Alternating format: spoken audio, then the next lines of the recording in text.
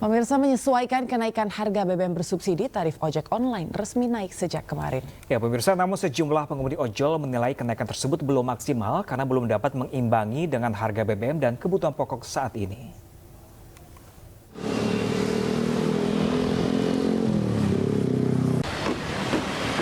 Meski sempat tertunda, Kementerian Perhubungan akhirnya resmi menaikkan tarif ojek online per kemarin.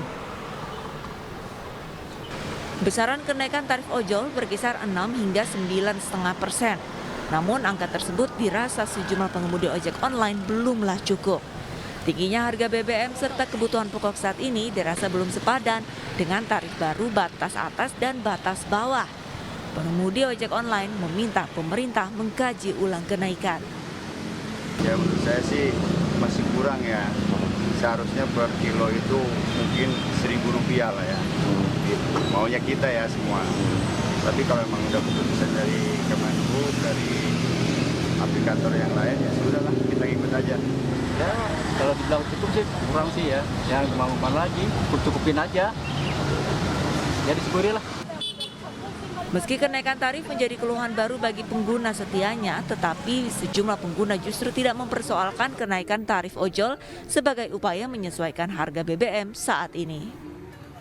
Pribadi sih sebenarnya nggak jadi masalah, karena kan menyesuaikan yang BBM sekarang naik. Jadi kasihan kalau misalkan tarif ojolnya masih sama, nah ojolnya sendiri itu pasti kan pemasukannya akan tambah berkurang karena menutupi BBM-nya naik, sedangkan tarifnya nggak naik. Perlu diketahui, meski sempat tertunda, Kemenhub akhirnya mengumumkan kenaikan tarif ojol yang mulai diberlakukan pada 11 September 2022. Kenaikan tarif ojol di 3 zona di Indonesia dilakukan berdasarkan pertimbangan harga BBM, upah minimum regional, asuransi pengemudi, dan jasa minimal order 4 km.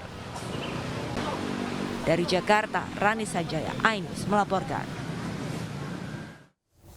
Pemirsa, pengemudi ojek online di sejumlah daerah memprotes tarif baru ojek online yang sudah diberlakukan sejak minggu kemarin. Mereka menggelar aksi massa di kawasan Bandung, Jawa Barat. Dan saat ini kita akan bergabung bersama rekan Gita Hermanda yang telah ada di sana. Ya Gita, bagaimana respon para pengemudi terhadap tarif ojek online yang baru? Ya, pemirsa, seperti yang kita ketahui bahwa Kementerian Perhubungan telah menaikkan tarif ojek online yaitu sekitar 8% sampai 13%. Kemudian selain itu juga terdapat potongan yang harus diturunkan.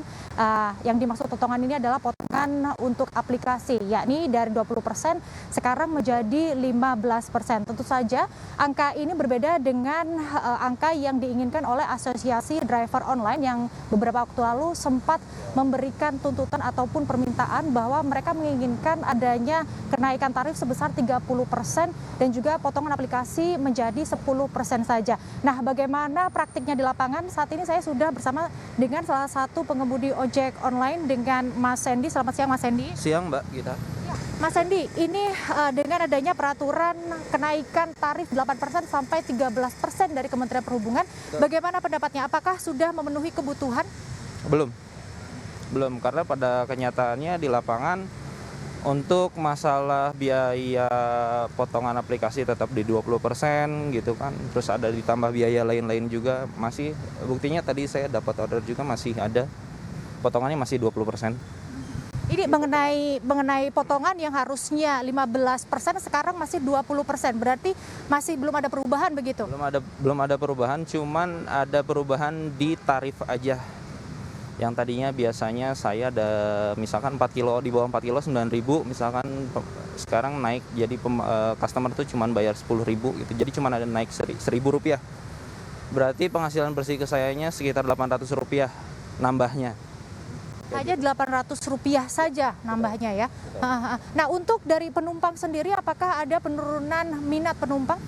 Kalau untuk di wilayah sini sih saya rasa masih nggak ada penurunan, masih stabil-stabil aja. Saya pikir mereka tuh masih tetap butuh transportasi online gitu kan untuk wilayah, apalagi khususnya untuk anak kuliah, anak sekolah. Jadi nggak ada kendala.